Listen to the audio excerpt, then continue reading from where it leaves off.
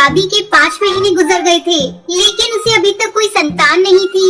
इसलिए टुनटुनी चिड़िया हमेशा चिंतित रहती थी। उसकी ये हालत देखकर टूनी चिड़िया उसे समझाती है, बहू ज्यादा चिंता करना ठीक नहीं, अभी तेरी उम्र ही क्या है, हो जाएगा बच्चा। टुनटुनी चिड़िया को अपने ससुराल में किसी भी चीज की कमी नहीं थी, बस कमी थी तो एक बच्चे की। इस तरह 2 महीने गुजर गए। एक दिन टुनटुनी चिड़िया अपने पति बंटी कबूतर को बताती है, सुन रही हो जी, भगवान ने हमारी विनती सुन ली, मैं माँ बनने वाली हूँ। टुनटुनी चिड़िया के माँ बनने की खबर सुनकर बंटी कबूतर बहुत खुश हो जाता है। उन दोनों की ये बातें टूनी चिड़िया सुन लेती है। वो टुनटुनी चिड़िया के पास आकर कहती है, बहू ऐसी हालत में तुझे बहुत सावधानी बरतनी होगी। अब से तू बस आराम करना, घर के सारे कामकाज मैं कर लूंगी। वैसे भी इतने दिन बाद ये खुशी हमें मिली है। माँ जी, आप ये क्या कह रही है? मैं माँ बनने वाली हूँ, बीमार थोड़ी ना हूँ कि आप मुझे काम करने से मना कर रही है। ऐसे तो मैं बोर हो जाऊंगी। बहू बस कुछ ही दिनों की बात है, जब तेरा बच्चा आ जाएगा तू फिर से कामकाज करने लगना। अभी तो मेरी बात मान, मैं कोई रिस्क नहीं लेना चाहती। जा तू जाकर अपने कमरे में आराम कर, मैं अभी भोजन बना कर लाती हूँ। इस तरह कुछ दिन गुजर गए। एक दिन टुनटुनी चिड़िया के पेट में बहुत जोरों से दर्द होने लगता है। वो चिल्लाने लगती है, माँ जी मेरे पेट में बहुत जोरों से दर्द हो रहा है, मुझे कोई दवा दीजिए, मुझसे दर्द सहन नहीं हो रहा है। टुनटुनी चिड़िया लगातार चीखी जा रही थी। टुनटुनी चिड़िया की ऐसी हालत देखकर उसकी सास घबरा जाती है। वो अपने बेटे बंटी कबूतर को फोन करके बुलाती है, बेटा जल्दी यहाँ आकर देख टुनटुनी चिड़िया को क्या हुआ। बंटी कबूतर जल्दी घर आता है और टुनटुनी चिड़िया को लेकर डॉक्टर बुलबुल के पास जाता है। टुनटुनी चिड़िया की हालत को देखकर डॉक्टर बुलबुल उसे अपने अस्पताल में तुरंत भर्ती कर लेती है। उस समय भी टुनटुनी दर्द से करहा रही थी। डॉक्टर बुलबुल टुनटुनी का चेकअप करती है और ये देखकर हैरान हो जाती है कि टुनटुनी के गर्भ में 10 अंडे हैं। ये बात तुरंत आकर बंटी कबूतर को बताती है। देखिए भाई साहब, आपकी पत्नी के गर्भ में 1-2 नहीं बल्कि 10 अंडे हैं और एक साथ इतने अंडे होने की वजह से उनके पेट में दर्द शुरू हुआ है। घबराने की कोई जरूरत नहीं, मैं आपको ये दवाइयाँ लिख कर देती हूँ, आप इन्हें समय से देते रहिएगा। बंटी कबूतर अपनी पत्नी को लेकर घर आता है और अपनी माँ को बताता है, माँ खुशियाँ मनाओ, मिठाइयाँ बांटो। अब टुनटुनी चिड़िया 10 बच्चों की माँ बनने वाली है और आप 10 बच्चों की दादी। माँ भगवान ने हमें एक साथ बहुत सारी खुशियाँ दे दी।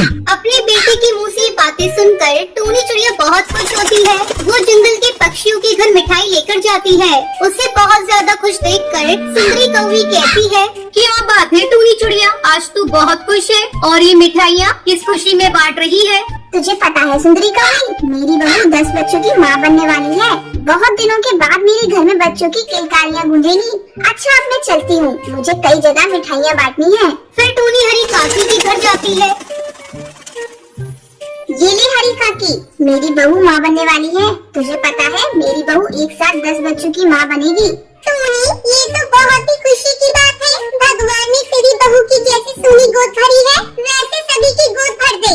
थोड़ी देर बाद टूनी चिड़िया जब सभी को मिठाई बांटकर अपने घर लौटती है, तभी वहाँ टुनटुनी की सहेली पिंकी चिड़िया टुनटुनी चिड़िया से कहती है, अरे टुनटुनी चिड़िया, मैंने सुना है तू 10 बच्चों को अंडे देने वाली है। मेरी बात मान, तू 2 अंडे ही रख अपने पास और बाकी अंडों को गिरवा दे। आखिर तेरे भविष्य का सवाल है, इतने सारे अंडों की कौन देखभाल करेगा।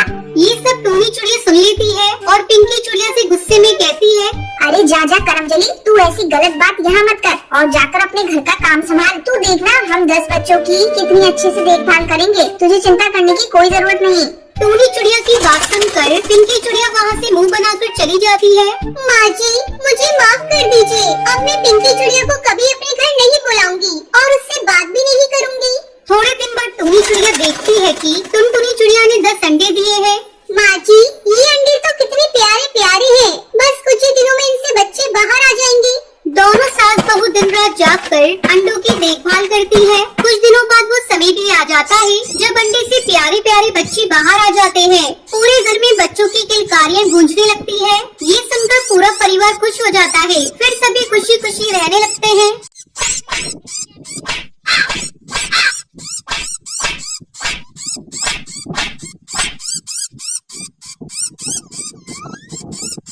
एक बहुत बड़े जंगल में सारे पक्षी मिलजुल कर रहा करते थे। उसी जंगल में कड़कनाथ कौवे का भी परिवार रहा करता था। कड़कनाथ कौवे का एक बेटा था कालू कौवा। वो बहुत ही शरारती था।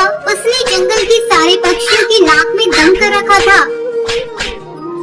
एक बार की बात है, बहुत दिनों बाद टुनटुनी चिड़िया माँ बनी थी। उसके घर में खुशियों का माहौल था। एक दिन टुनटुनी चिड़िया अपने पति बंटी से बातें कर रही थी।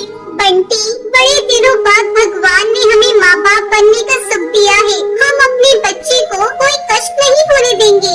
हाँ टुनटुनी, तू ठीक कह रही है। और हम अपने बच्चों को अच्छे संस्कार देंगे ताकि वो बड़े होकर जरूरतमंदों की सेवा कर सकें और सबका आदर सत्कार करें। हाँ जी, ये बात तो सही है, लेकिन हमें एक बात का ध्यान रखना होगा कि वो कभी भी कालू कौवे से दोस्ती ना करे। आपने देखा है ना, कालू कौवा सभी पक्षियों को कैसे परेशान करता रहता है। वो दोनों अक्सर अपने बच्चे के भविष्य को लेकर चिंता किया करते थे। धीरे धीरे समय गुजरने लगता है। एक दिन बंटी भोजन की तलाश में जा रहा था। तब टुनटुनी अपनी बेटी से कहती है, बूढ़ी बेटी, हम लोग भोजन की तलाश में जा रहे हैं। तुम घोंसले में ही रहना। अगर कालू कौवा तुमसे खेलने को कहेगा तो तुम उसके साथ मत खेलना। ठीक है माँ, मैं घोंसले में रहकर आपका इंतजार करूंगी और किसी के साथ खेलने बाहर नहीं जाऊंगी। दोनों पति पत्नी निश्चिंत होकर चले जाते हैं। उनके जाने की थोड़ी देर बाद कालू कौवा वहाँ आता है। भूरी, अरे ओ भूरी, ये ले, मैं तेरे लिए मूंगफली लेकर आया हूँ। जरा खाकर तो देख, ये कितनी स्वादिष्ट है। तब बूढ़ी कहती है, कालू कौवा भैया, तुम यहाँ से चले जाओ। मैं मूंगफली नहीं खाऊंगी। मेरी माँ ने मुझे तुमसे बात करने को मना किया है। ये सुनकर कालू कौवे को बहुत गुस्सा आता है, लेकिन वो अपने गुस्से पर काबू करके बूढ़ी से गिलास पानी मांगता है। बूढ़ी संस्कारी चिड़िया थी। वो कालू कौवे को ठंडा पानी पीने को देती है। पानी पीकर कालू कौवा बूढ़ी की खूब पिटाई करता है और कहता है, अपनी माँ को बता देना कि तेरी ये हालत मैंने की है। तेरे माँ बाप मेरा कुछ नहीं बिगाड़ पाएंगे।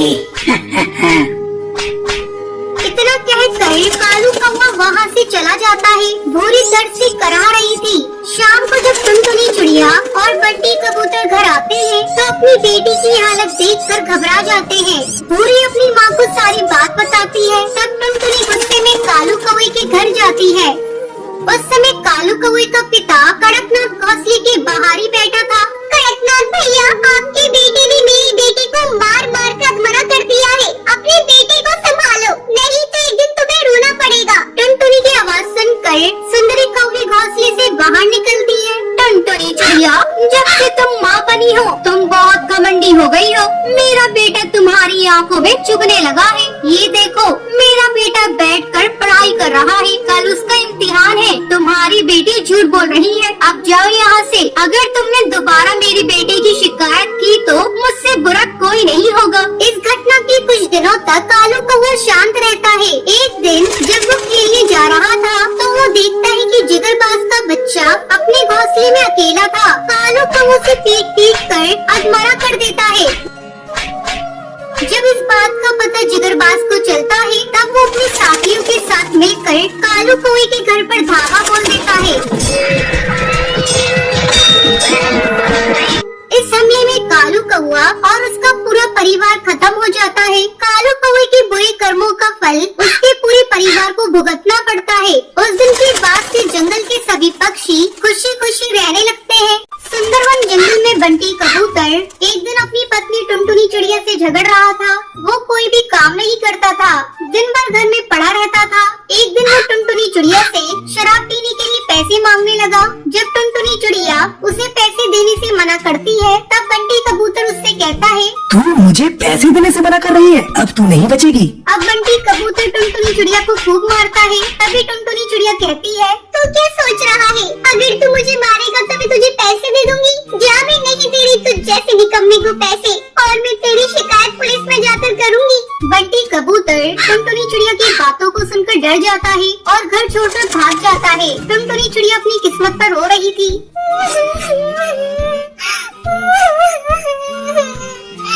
उसके रोने की आवाज सुनकर कालू कौवा वहाँ आता है। वो टुनटुनी चिड़िया से कहता है, टुनटुनी बहन, एक शराबी के साथ रहने से अच्छा है कि वो इस घर में ना ही रहे। तुम उसके लिए क्यों रो रही हो? क्या बताऊं कालू भैया, घर में अनाज का एक भी दाना नहीं है। अब समझ में नहीं आ रहा है मैं क्या करूं। कहीं कोई काम मिल जाता तो मैं कर लेती। ठीक है टुनटुनी बहन, मैं तुम्हारे लायक कोई काम देखता हूँ और आकर तुम्हें बताता हूँ। इतना कहकर कालू कौवा वहाँ से चला जाता है। 2 दिन बाद कालू कौवा फिर से टुनटुनी चिड़िया के घर आता है और टुनटुनी चिड़िया को काम के बारे में बताता है। टुनटुनी बहन, मैंने आपके लिए काम खोज लिया है। आपको कुली का काम करना होगा। ठीक है कालू भैया, मैं कल से ही काम पर चली जाऊंगी। अगले दिन टुनटुनी चिड़िया काम पर जाती है। वो एक पक्षी के पास जाकर उससे कहती है, साहब लाइए, मैं आपका सामान उठा लेती हूँ। तब वो पक्षी कहता है, जरा अच्छे से उठाना, इसमें बहुत कीमती सामान है, इसे गिराकर कहीं तोड़ मत देना। आप चिंता मत कीजिए साहब, मैं आपको शिकायत का कोई मौका नहीं दूंगी। टुनटुनी चिड़िया सेठ का सामान सुरक्षित पहुंचा देती है। मुझे जल्दी से पैसे दे दो साहब, धंधे का टाइम है। इस तरह टुनटुनी चिड़िया सुबह से शाम तक पक्षियों का सामान एक जगह से दूसरी जगह पहुंचाती है। कई दिन गुजर जाते हैं। एक दिन टुनटुनी चिड़िया एक अंडा देती है। अंडे को देखकर टुनटुनी चिड़िया बहुत खुश हो रही थी। मैं अपने बच्चे को अच्छे संस्कार दूंगी। लेकिन टुनटुनी चिड़िया को इस बात की चिंता खाई जा रही थी कि जब वो काम पर चली जाएगी तो उसके अंडे की देखभाल कौन करेगा। तभी उसे अपनी पड़ोसन सुंदरी कौवी की याद आती है। वो जल्दी जल्दी सुंदरी कौवी के पास जाती है। क्या बात है टुनटुनी चिड़िया, तू आज बहुत उदास दिखाई दे रही है। घर में सब ठीक ठाक है ना? जरा अपने ऊपर भी ध्यान दे। देख तो सूप का कांटा हो गई है। चल अब बता, किस काम से आई है? सुंदरी बहन, मैंने एक अंडा दिया है। अब समझ में नहीं आ रहा है कि मैं इस अंडे की देखभाल कैसे करूं और काम पर भी कैसे जाऊं। इसलिए मैं आपके पास मदद मांगने आई हूँ। क्या तुम मेरे काम पर चले जाने के बाद मेरे अंडे की देखभाल कर दोगी? बहुत आस लेकर तुम्हारे पास आई हूँ, मना मत करना बहन। टुनटुनी बहन, तुम चिंता मत करो, मैं तुम्हारे अंडे की देखभाल कर दूंगी। तुम निश्चित होकर अपने काम पर जाओ। आखिर हम पड़ोसी एक दूसरे के काम अब नहीं आएंगे तो कब आएंगे? अब टुनटुनी चिड़िया अपने काम पर चली जाती है और सुंदरी कौवी उसके अंडे की देखभाल करने लगती है। इस तरह कई दिन बीत जाते हैं और एक दिन अंडे से एक नन्ही चिड़िया बाहर आती है। शाम को जब टुनटुनी चिड़िया अपने काम से वापस आती है, अपनी बच्ची को देखकर टुनटुनी चिड़िया बहुत ही खुश होती है और सुंदरी कौवी से कहती है, सुंदरी बहन, अगर तुम नहीं होती तो मैं अपनी बच्ची का मुंह भी नहीं देख पाती। आज से मेरी बेटी पर तुम्हारा भी उतना ही अधिकार है जितना मेरा। टुनटुनी चिड़िया की ये बातें सुनकर सुंदरी कौवी की आंखों में आंसू आ जाते हैं। ये तेरा बड़प्पन है टुनटुनी कि तूने मुझे इस काबिल समझा। जब तक तेरी बिटिया बड़ी नहीं हो जाती तब तक मैं इसकी देखभाल करूंगी। तू आराम से अपने काम पर जाती रहना। अब टुनटुनी चिड़िया को इस बात का डर नहीं था कि कोई शिकारी पक्षी उसकी गैर हाजिरी में उसकी बेटी को नुकसान पहुंचाएगा। टुनटुनी चिड़िया अपनी बेटी को सुंदरी कौवी के पास छोड़कर खुशी खुशी अपने काम पर जाने लगी।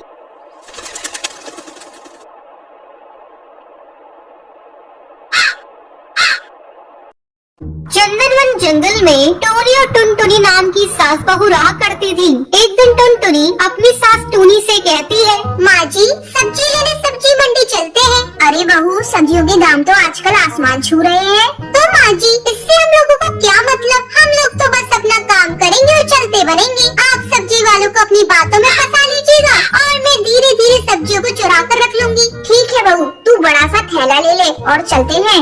दोनों सास बहू सब्जी मंडी जाते हैं।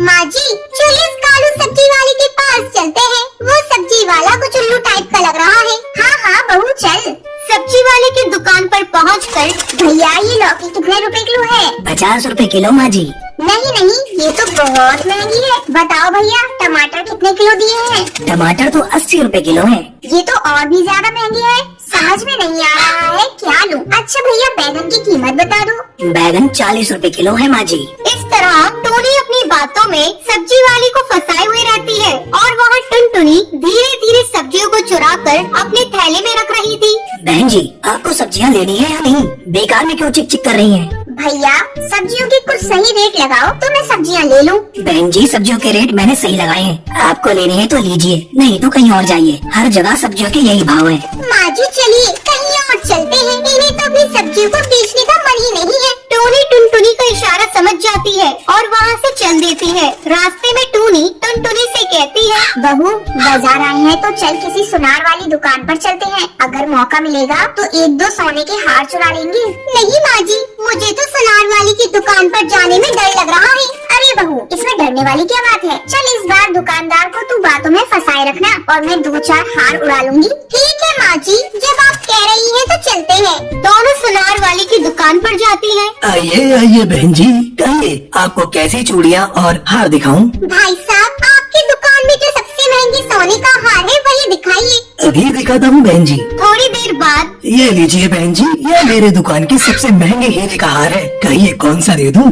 अरे भाई साहब, थोड़ा रुकिए, अच्छे से पहले देख तो लूं। हाँ हाँ देख लीजिए। वो दोनों हार देखने लगती है। अचानक टुनटुनी की सास टोनी दुकानदार से पानी मांगती है। भाई साहब, आपकी दुकान पर पानी मिलेगा क्या? मुझे बहुत जोरों की प्यास लगी है। बहन जी मैं भी आपके लिए पानी लाता हूँ। जैसे ही दुकानदार पानी लेने के लिए जाता है, टुनटुनी और टोनी एक एक हार चुरा लेती है। तभी दुकानदार पानी लेकर आता है। ये लीजिए बहन जी पानी। लाओ लाओ भैया, काफी देर से मेरा गला सूखा पड़ा था। टोनी पानी पीकर भाई साहब, आपकी दुकान में बड़े सुंदर हार हैं, लेकिन लग रहा है मेरे पर्स में इतने पैसे ही नहीं है कि मैं इन हार को खरीद सकूं। मैं कल आकर इन्हें ले जाऊंगी। ठीक है बहन जी, जैसी आपकी मर्जी। फिर टोनी अपनी बहू टुनटुनी के साथ घर आ जाती है। माँ जी, आज हम दोनों ने बहुत लंबा हाथ मारा है। जब दुकानदार को पता चलेगा उसके हार गायब है तो वो तो अपना सर पीट लेगा। हाँ हाँ बहू, तू ठीक कह रही है, लेकिन अगली बार हम लोग दूसरी दुकान पर जाएंगे। फिर दोनों सास बहू हंसने लगती हैं। वहीं दूसरी तरफ वो सुनार दुकान में चोरी की खबर पुलिस को दे देता है। पुलिस अपने काम में जुट जाती है और एक दिन आज तो मैं इन सास बहू का पर्दाफाश करके रहूंगा। और वो एक पेड़ के पीछे छुप जाता है। तभी टोनी और टुनटुनी इस बात से बेखबर चोरी के इरादे से हरी तोते के यहाँ आती है। हरी भैया, कैसे दिए हैं ये आलू? माँ जी 20 रुपए किलो। हाय राम, इतने महंगे तो शहर में भी नहीं है। तभी मौका देखकर टुनटुनी सब्जियों पर हाथ साफ कर ही रही होती